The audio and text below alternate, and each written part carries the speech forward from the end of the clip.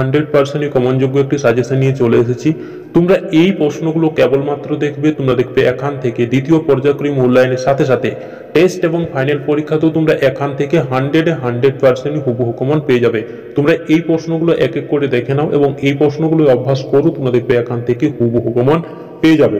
তোমরা এক নজরে সিলেবাসটি দেখে নাও দ্বিতীয় পর্যায়ক্রমিক মূল্যায়নের।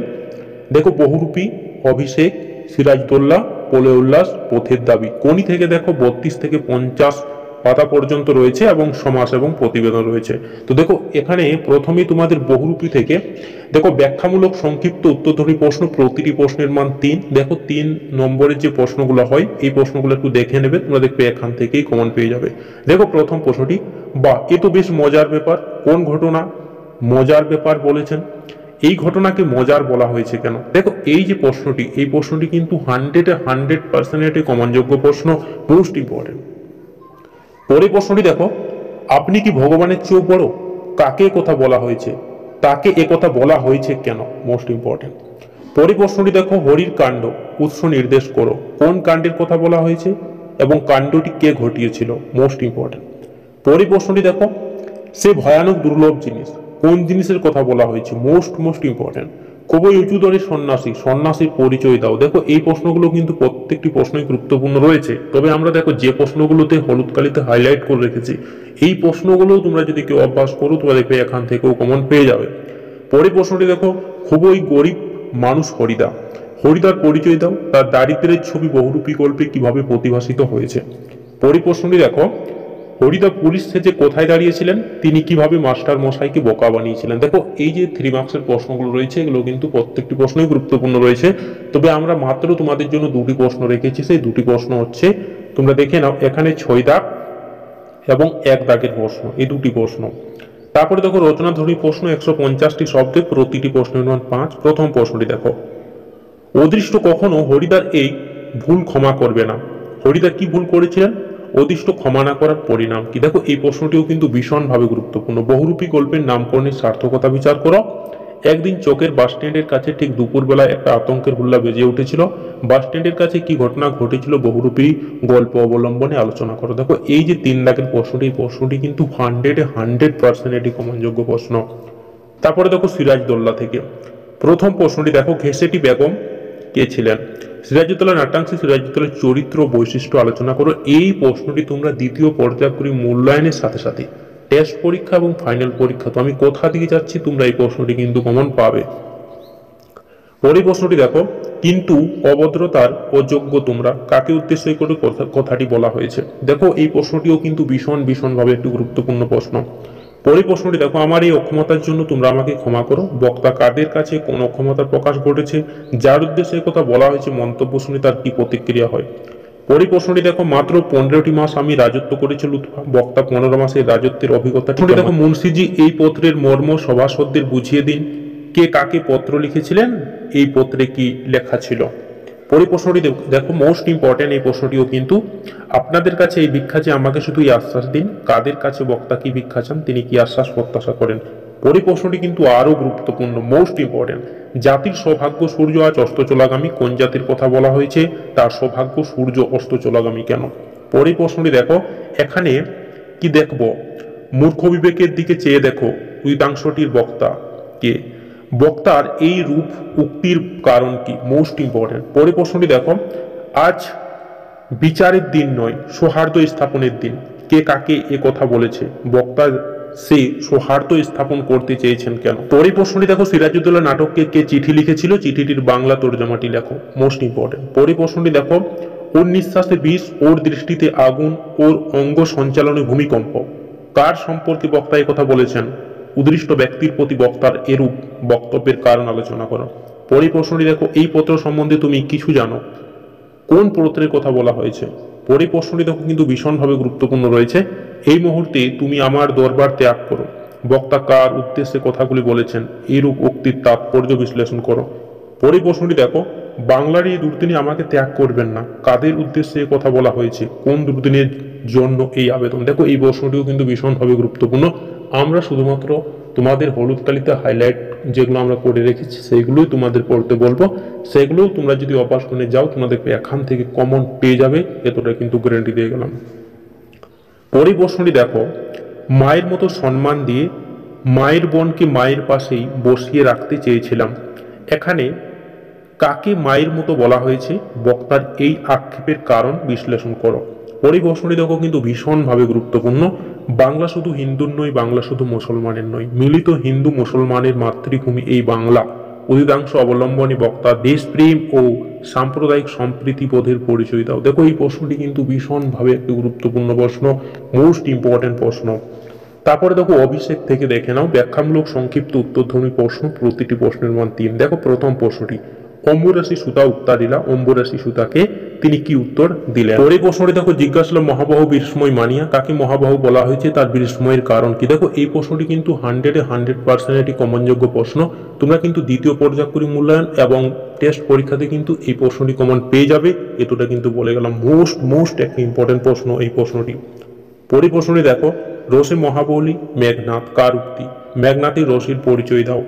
পরে প্রশ্নটি দেখো, হাসিবে মেঘবাহন, মেঘবাহন কে, সে হাসবে কেন? কাপিলা লঙ্কা কাপিলা জলধি, যে পরিস্থিতিতে কবি একথা বলেছেন নিজের ভাষায় লেখো। পরে প্রশ্নটি দেখো, বিদায় এবে দেহ বিধমুখী, কে কার কাছে বিদায় প্রার্থনা করেছে? বিদায় প্রার্থনার কারণ বুঝছে। তারপরে দেখো রচনাধর্মী প্রশ্ন, প্রতিটি প্রশ্নের মান 5। প্রথম প্রশ্নটি দেখো, অভিষেক করিলা কুমার, কুমারকে পাঠ্য কবিতা অবলম্বনে কুমারের চরিত্র আলোচনা করো, অথবা অভিষেক কাব্যাংশে ইন্দ্রজিতের চরিত্রের পরিচয় দাও। পরে প্রশ্নটি দেখো, নমিপুত্র পিতার চরণে করজোড়া কহিলা, পিতা ও পুত্রের পরিচয় দাও। পাঠ্যাংশ অবলম্বনে পিতা ও পুত্রের কথোপকথন নিজের ভাষায় লেখো। দেখো এই প্রশ্নটি কিন্তু 100% একটি কমনযোগ্য প্রশ্ন। পরে প্রশ্নটি দেখো, অভিষেক কাব্যাংশটির বিষয়বস্তু আলোচনা করে নামকরণের সার্থকতা বিচার কর। পরে প্রশ্নটি দেখো, ঘুচাবো এই অপবাদ বোধির উপকূলে, এই অপবাদ বলতে কি বোঝানো হয়েছে? সেই অপবাদ ঘোচাতে বক্তা কি করেছিলেন? পরে প্রশ্নটি দেখো, এই বরতা এই অদ্ভুত বারতা জননী, কোথায় পাইলে তুমি শীঘ্র কহ দাসে, কোন বারতার কথা বলা হয়েছে? বারতা অদ্ভুত কেন? দেখো এই প্রশ্নগুলো কিন্তু প্রত্যেকটি প্রশ্নই ভীষণভাবে। তারপরে দেখো প্রলয় উল্লাস থেকে, দেখো তোমাদের জন্য আমরা যে প্রশ্নগুলো রেখেছি প্রলয় উল্লাস থেকে, তোমরা দেখবে এই প্রশ্নগুলো অভ্যাস করবে, তোমরা দেখবে এখান থেকে 100% কিন্তু হুবহু কমন পেয়ে যাবে। দেখো ব্যাখ্যামূলক সংক্ষিপ্ত উত্তরধর্মী প্রশ্ন, প্রতিটি প্রশ্নের মান 3। প্রথম প্রশ্নটি দেখো, ওই নতুনের কেতন উড়ে উৎস নির্দেশ করো। নতুনের কেতন বলতে কবি কি বুঝিয়েছেন? পরের প্রশ্নটি দেখো, আসছে নবীন জীবনহারা ও সুন্দর করতে চেতন, তাৎপর্য লেখো। Most important. পরের প্রশ্নটি দেখো আরো গুরুত্বপূর্ণ, আসছে ভয়ঙ্কর, ভয়ঙ্করের আগমন পরিস্থিতি প্রলয়োল্লাস কবিতা অনুসারে আলোচনা করো। দেখো এই প্রশ্নটি কিন্তু 100% কমনযোগ্য প্রশ্ন। পরের প্রশ্নটি দেখো, এবার মহানিশা শেষে আসবে উষা অরুণ হেসে, মহানিশা কি? এই কথার মধ্যে দিয়ে কবি কিসের ইঙ্গিত দিয়েছেন? এই প্রশ্নটিও কিন্তু ভীষণভাবে গুরুত্বপূর্ণ। তারপরে দেখো প্রলয় উল্লাস থেকে, দেখো প্রলয় উল্লাস থেকে দেখো আমরা তোমাদের জন্য যে প্রশ্নগুলো রেখেছি, তোমরা যদি কেবলমাত্র এই প্রশ্নগুলো অভ্যাস করো, তোমরা দেখবে এখান থেকে 100% হুবহু কমন পেয়ে যাবে। এর বাইরে থেকে তোমাদের অন্য কোনো প্রশ্ন অভ্যাস করার প্রয়োজন পড়বে না। তো দেখো ব্যাখ্যামূলক সংক্ষিপ্ত উত্তরধ্বনি প্রশ্ন, প্রতিটি প্রশ্ন 3। প্রথম প্রশ্নটি দেখো, ওই নতুনের কেতন উড়ে উৎস নির্দেশ করো। নতুনের কেতন বলতে কবি কি বুঝিয়েছেন? Most important.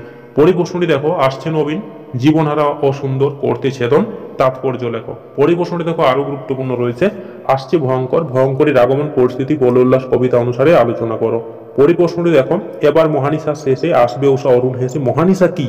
এই কথার মধ্যে দিয়ে কবি কিসের ইঙ্গিত দিয়েছেন? পরের প্রশ্নটি দেখো, তোরা সব জোরধ্বনি কর।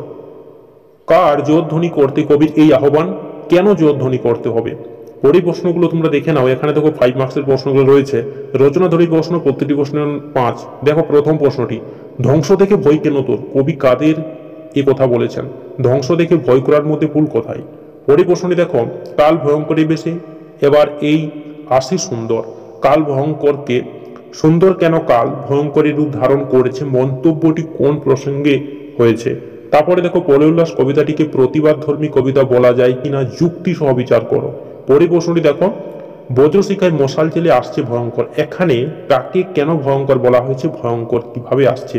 তো দেখো এই প্রশ্নগুলোই ছিল তোমাদের প্রলয় উল্লাস থেকে, তোমরা এই প্রশ্নগুলো দেখে নেবে, তোমরা দেখবে এখান থেকে 100% কিন্তু হুবহু কমন পেয়ে যাবে। তারপরে দেখো প্রথের দাবি থেকে দেখে নাও। দেখো ব্যাখ্যামূলক সংক্ষিপ্ত উত্তরধ্বনি প্রশ্ন, প্রতিটি প্রশ্ন মান 3। প্রথম প্রশ্নটি দেখো, কেবল আশ্চর্য সেই রোগামুখীর অদ্ভুত দুটি চোখের দৃষ্টি, কার চোখের কথা বলা হয়েছে? চোখ দুটির বর্ণনা দাও। পরে প্রশ্নটি দেখো, আমি ভীরু কিন্তু তা বলে অবিচারী দণ্ডভোগ করার অপমান আমাকে কম বাজে না, বক্তা কাকে এই কথা বলেছেন? কোন অবিচারী দণ্ডভোগ তাকে ব্যথিত করেছিল? পরের প্রশ্নটি দেখো, পথের দাবি উপন্যাসে অপূর্বের মধ্যে যে দেশপ্রেমের উদয় হয়েছে তা আলোচনা করো। প্রথম শ্রেণীর যাত্রী হওয়া অপূর্বের মনে কিরূপ ভরসা জেগেছিল। পরের প্রশ্নটি আরো গুরুত্বপূর্ণ, বাবুটি স্বাস্থ্য গেছে কিন্তু শখ ষোলোয়ানায় বজায় আছে, বাবুটিকে তার সাজসজ্জার পরিচয় দাও। তারপরে প্রশ্নটি দেখো ভীষণভাবে গুরুত্বপূর্ণ, বাবাই একদিন এর চাকরি করে দিয়েছিলেন বক্তাকে, তার বাবা কাকে কি চাকরি করে দিয়েছিলেন। তারপরে প্রশ্নটি কিন্তু আরো গুরুত্বপূর্ণ, বড় মানুষের কথাটা শুনো, কে কাকে কথাটি বলেছে, এ কথা বলার কারণ কি। দেখো এই যে প্রশ্নগুলো, এই প্রশ্নগুলো কিন্তু প্রত্যেকটি প্রশ্নই ভীষণভাবে গুরুত্বপূর্ণ। তারপর দেখো রচনাধ্বনি প্রশ্নে 150টি শব্দে প্রতিটি প্রশ্ন 5। প্রথম প্রশ্নটি কিন্তু 100% গুরুত্বপূর্ণ রয়েছে। দেখো, পলিটিক্যাল সাসপেক্ট সব্যসাচী মল্লিককে নিমাইবাবুর সম্মুখে হাজির করা হল। পথের দাবি রচনাংশে সব্যসাচী মল্লিক সম্পর্কে কি জানা যায়, তাকে জিজ্ঞাসাবাদের সময় থানায় কোন পরিস্থিতি তৈরি হয়েছিল। এই প্রশ্নটি কিন্তু 100% একটি কমনযোগ্য প্রশ্ন। পরের প্রশ্নটি দেখো, পলিটিক্যাল সাসপেক্ট কথার অর্থ কি, তাকে জিজ্ঞাসাবাদের সময় কোন পরিস্থিতি তৈরি হয়।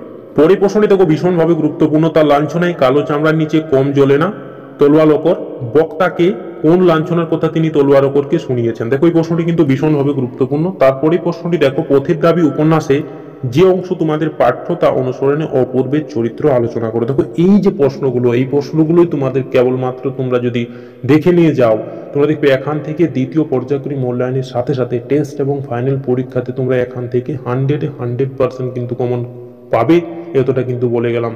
তোমরা এখান থেকে ভরসা রাখতে পারবে যে তোমরা এখান থেকে টেস্ট এবং ফাইনাল পরীক্ষাতেও কিন্তু হুবহু কমন পেয়ে যাবে। তোমরা এখন থেকেই জোর কদমে খুব সুন্দরভাবে এই প্রশ্নগুলো অভ্যাস করো, তোমরা দেখবে এই প্রশ্নগুলোই টেস্ট এবং ফাইনাল পরীক্ষাতেও 100% হুবহু কমন পেয়ে যাবে। ধন্যবাদ।